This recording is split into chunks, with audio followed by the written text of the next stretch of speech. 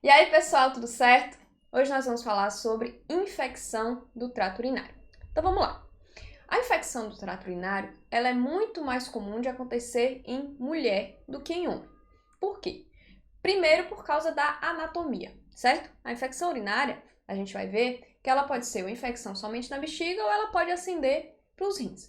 Então, quando a gente tem uma paciente, mulher, que tem a uretra menor e ela tem uma proximidade maior da uretra com o canal anal, a gente já vê aí por que é mais comum em mulher uma infecção do trato urinário. Porque o deslocamento das bactérias da região anal para a região onde a gente tem a introdução, né, o orifício de entrada da uretra, é muito mais fácil do que no homem. Lembra que no homem, a uretra masculina ela é muito maior. Então, a dificuldade que a bactéria tem de sair do canal anal, penetrar na uretra masculina e chegar até a bexiga é uma dificuldade muito maior, certo? Então, por isso que nas mulheres a gente tem uma predisposição maior a ter infecção do trato urinário do que em homens, certo? Então, mulheres, principalmente mulheres que têm a vida sexual ativa, porque a gente tem a atividade sexual como um fator de risco importante para o desenvolvimento da infecção do trato urinário, certo? Então, a primeira informação importante aqui é que ITU é mais comum em mulheres. A gente tem como principal agente etiológico uma bactéria gram-negativa, que é a Escherichia coli, certo? A E. coli, ela é o principal agente etiológico, principalmente por conta da sua estrutura, certo? Então, ela é uma bactéria que tem fímbrias. Essas fímbrias, elas vão ser responsáveis pela sua virulência. Por quê? Porque através das fímbrias, elas conseguem aderir ao epitélio urológico e ascender nesse epitélio urológico, certo? Então, a Escherichia coli, ela pode estar só na bexiga, fazendo a bacteriúria assintomática, sem provocar sintoma ao paciente, só que o paciente faz uma urinocultura e tem a presença da Escherichia coli, só que sem sintoma. Então, a urina é um líquido estéril, não é para ter bactéria na urina. Se a gente tem bactéria na urina, a gente tem uma bacteriúria. Se não tem sintoma, é uma bacteriúria assintomática. Quando a gente tem essa bactéria na urina, dentro da bexiga, fazendo inflamação da mucosa, fazendo inflamação da bexiga, provocando sintoma, a gente tem a cistite, que é uma infecção urinária baixa, certo? A cistite a gente tem, na verdade, uma mucosite, porque tem inflamação da mucosa por conta daquela bactéria que está ali na bexiga. Quando essa bactéria consegue ascender o trato urinário e vai parar lá no rim, a gente tem uma infecção urinária alta, que é a pielonefrite. Então, perceba que o espectro da infecção do trato urinário é um espectro amplo. A gente tem uma ascensão da bactéria. Então, primeiro essa bactéria chega até a bexiga, pode não causar sintoma, mas tem ela presente na urina. A gente tem uma bacteriúria assintomática. Essa bactéria pode estar na bexiga e fazer mucosite, inflamação da parede da bexiga. A gente tem a cistite e ela pode ascender até a via urinária alta, até os rins e provocar uma pielonefrite. Vamos falar um pouquinho de cada uma delas, começando pela bacteriúria assintomática. Como é que a gente define bacteriúria assintomática? Presença de bactéria na urina. Mas não é qualquer quantidade de bactéria, não. Então, a gente precisa ter uma urocultura com 100 mil unidades formadoras de colônia por ml, ou seja, 10 à quinta potência, ou 10 à segunda potência, se o paciente estiver cateterizado. Então, se a gente faz uma urocultura, uma paciente que faz essa coleta da urina com o jato médio, por exemplo, a gente tem que ter uma quantidade maior de bactéria para dizer que tem bacteriúria. Por quê? Porque a gente pode ter contaminação ali. Então, a gente precisa de mais de 100 mil unidades formadoras de colônia por ml para a gente dizer que é uma bacteriúria, certo? Se for coletar urina no paciente que está com sonda, que está cateterizado, aí a gente precisa de menos porque não tem o risco da contaminação. Então, se a gente tem já maior ou igual a 10 elevado à segunda potência unidades formadoras de colônia por ml, a gente já diz que é uma bacteriúria. Se não tem sintoma, bacteriúria assintomática. Bacteriúria assintomática, a gente precisa tratar todo mundo? Não. Então, quem é que a gente vai tratar? Primeiro grupo que a gente tem que saber que precisa tratar a bacteriúria assintomática. Gestante. Toda gestante que tem uma urocultura positiva, mesmo sem sintoma, vai ter que ser tratada. Por quê? Porque a infecção do trato urinário é fator de risco para prematuridade, né? Infecção em geral é fator de risco para prematuridade. Tanto é que na rotina de pré-natal sempre tem urocultura como exame a ser feito, porque a gente precisa tratar a bacteriúria assintomática na gestante, certo? Então, gestante é o primeiro grupo importante. Outro grupo que a gente precisa tratar é a bacteriúria assintomática.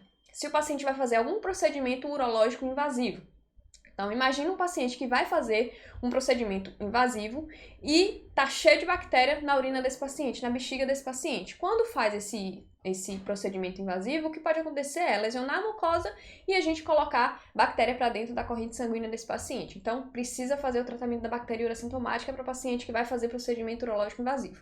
E algumas referências mais recentes já trazem que pacientes que foram submetidos a transplante renal recente e têm a bacteriúria assintomática, a gente também deveria tratá-los, certo? Então, esses são os principais grupos e se não faz parte desses grupos, significa que não vai ser tratado. Então, você que não tem nenhuma comorbidade, que não é gestante, que não vai fazer nenhum procedimento urológico, que não tem transplante renal recente, se você, por acaso, faz uma urocultura e vem com mais de 100 mil unidades formadoras de colônia, você não sente nada, você não vai precisar tratar, certo?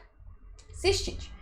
Como é que a gente vai definir a cistite? Já falei para vocês que cistite é a presença de bactéria dentro da bexiga fazendo uma mucosite, fazendo inflamação da mucosa, causando sintoma. Quais são os sintomas que a gente vai ter do paciente que tem uma infecção urinária baixa, ou seja, cistite? A gente tem disúria, ardência a urinar. Muitos pacientes referem que parece que está cortando a uretra na hora que vai urinar. E essa urina, normalmente, ela é feita de pouquinho em pouquinho. Então, o paciente, além de ter a disúria, a ardência a urinar, o paciente tem polaciúria, vai toda hora ao banheiro, fazer de pouquinho em pouquinho.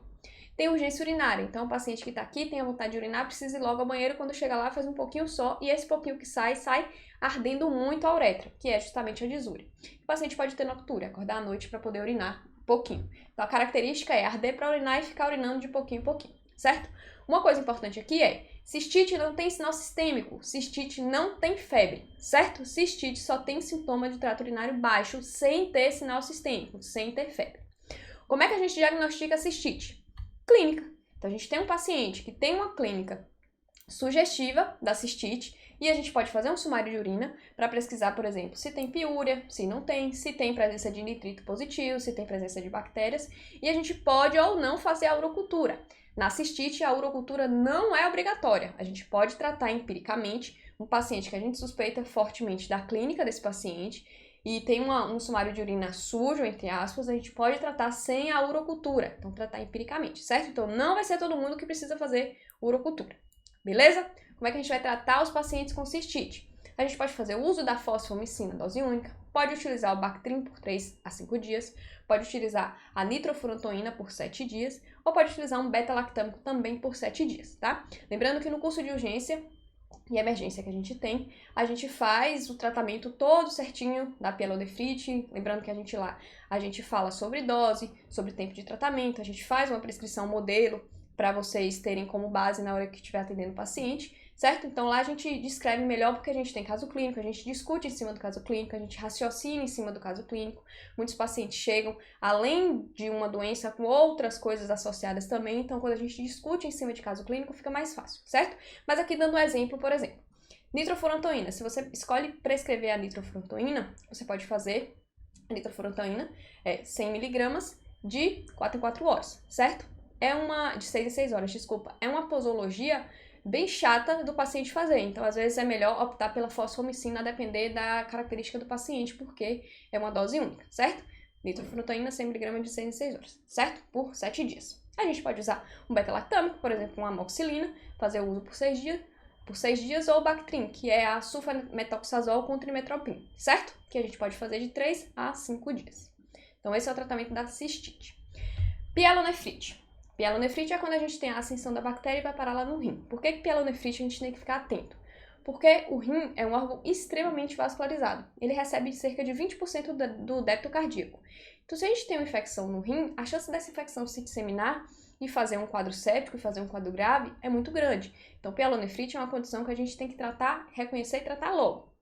Então, o que a gente vai ter de clínica na pielonefrite? Certo? A gente vai ter sinal sistêmico. Então, a gente tem febre, certo? Febre associada a dor lombar, dor em flanco. Então, se a gente tem um paciente com febre, com dor em flanco, a gente pensa que esse paciente tem uma pielonefrite. Febre é sinal sistêmico, que a gente vai ter na pielonefrite. Não tem na cistite, mas tem na pielonefrite, certo? Então, febre com dor lombar, que é a dor em flanco. O paciente vai ter outros sinais sistêmicos, como calafrios, o sinal de Jordan, né, que é a dor a punho-percussão na loja renal, que a gente vai ter, normalmente unilateral, se o paciente tem pielonefrite em apenas um rim, certo? Bilateral, se for nos dois. Então, tem o teste da punho-percussão positivo, que é o sinal de Giordano, e o paciente pode ou não ter sinal de cistite. Por quê? Porque lembra que a infecção do trato urinário é um espectro da doença, ele vai ascendendo. Então, pode ser que o paciente tenha uma mucosite lá na bexiga, uma cistite, também associada a um quadro de pielonefrite. Então, pode ou não ter o sintoma de cistite. Como é que a gente vai dar o diagnóstico da pielonefrite? A gente vai avaliar a clínica do paciente que tem febre, que tem dor lombar, que tem calafrios, que tem o teste de Giordano, certo? O sinal de Giordano. E a gente vai ver exame. Quais são os exames? Sumário de urina e aqui precisa da urocultura com antibiograma, certo?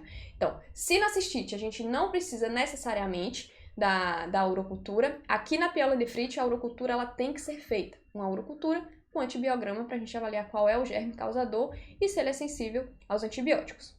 Só que, na pielonefrite, a gente tem que ter uma classificação. Classificação de quê? Se ela é uma pielonefrite complicada ou se ela é uma pielonefrite não complicada. O que é uma pielonefrite não complicada? É uma pielonefrite em um paciente que tem o trato urinário normal. O que é uma pielonefrite complicada? É uma pielonefrite em um paciente que tem o trato urinário anormal, alterado. Como assim?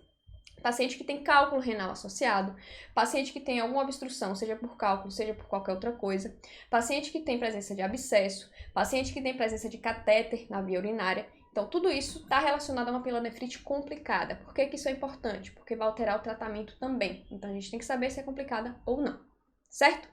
Quando é que a gente vai precisar fazer exame de imagem na pielonefrite? Quando a gente precisa fazer uma TC com contraste, que é o padrão ouro de exame de imagem para a via urinária. Se a gente tem dúvida no diagnóstico, então, o paciente que tem as características de pielonefrite, mas eu estou na dúvida se tem ou não, TC de abdômen com contraste para avaliar a via urinária. Se paciente a gente suspeitou de pielonefrite, começou o tratamento, tem falha terapêutica, vamos fazer um exame de imagem aí para ver se tem algum abscesso, para ver se tem alguma coisa a mais. E se a gente tem suspeita de que já tem um abscesso ou obstrução da via urinária. Por exemplo, um paciente que a gente suspeita de cálculo associado à pielonefrite, certo? Então, a gente vai fazer o exame de imagem para justamente avaliar essa via urinária melhor. Como é que a gente vai tratar, então, o paciente com pielonefrite? Depende se ela é não complicada ou complicada. Então, no caso da pielonefrite não complicada, pode ser feito o tratamento ambulatorial, com ciprofloxacino ou com levofloxacino. Ceftriaxona aí, geralmente é intravenosa ou pode fazer intramuscular. Coloquei porque pode ser uma opção, mas o mais comum é utilizar o cipro ou levofloxacino, porque é um tratamento ambulatorial, faz normalmente por 7 dias. No caso da pielonefrite complicada, a gente vai ter que utilizar medicações mais potentes. Então, a gente pode utilizar a piperacilina com tazobactam, que é o famoso Tazocin, certo? Nome comercial. A gente pode utilizar o cefepime ou o imipenem. Normalmente, o que se utiliza mais é a piperacilina tazobactam, que é o Tazocin. E aí, no caso da pielonefrite complicada, a gente vai fazer o tratamento por 14 dias. Então, não complicada, ambulatorial por 7 dias, complicada, internamento por 14 dias, vai fazer essa antibiótico terapia. Se tiver abscesso, esse tratamento ele pode ser prolongado, certo? Durar até 21 dias. Mas isso depende de cada caso, de cada paciente, como é que faz a evolução dele, certo? Mas o comum é ambulatorial até 7 dias. Quando for complicada, que a gente tem que fazer internamento, antibiótico terapia parenteral por 14 dias. Se abscesso associado, estende aí por mais 21 dias. Beleza? Por mais 21 dias a partir dos 14, não. Vai do tratamento até 21 dias, no caso de se tiver abscesso. Beleza, pessoal? Então, espero que vocês tenham gostado, espero que tenha ajudado de alguma forma. Um grande abraço e até a nossa próxima aula.